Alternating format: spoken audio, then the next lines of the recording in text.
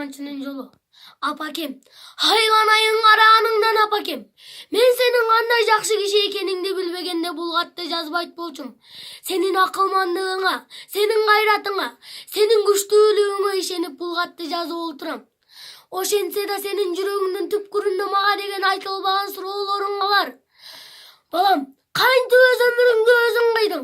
Халамга бир гана жолу берилчү бул өмүр менен кантип өзүң эле кош айтышып кете бердиң? Мен сени эмнеге өстүрүп, эмнеге чоңойттум? Ооба апа, энесиң да. Сенин бул сурооңо тарых кийин жооп берет. Бирок мен сизге азыр айтарым.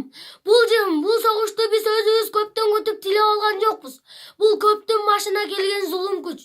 Аны биз кыйратуу биздин милдетибиз. 1 сааттан кийин атамекен тапшырган ишке барып, аны душмандардын талуулуу жерин кыйратып, аларды өлтүрөбүз да өзүм да кошо жок болом. Алар менен кошо мекеним үчүн, жерим үчүн, эл үчүн жана дүйнөдөгү бардык жакшылык үчүн мен муну жазайм. Ыйлаба апа, эч ким ыйлабасын. Кош түбөлүккө, кош кайыр, кош ала тоо. Senin уулуң мугалим лейтенант Майсалбек Субанкулов.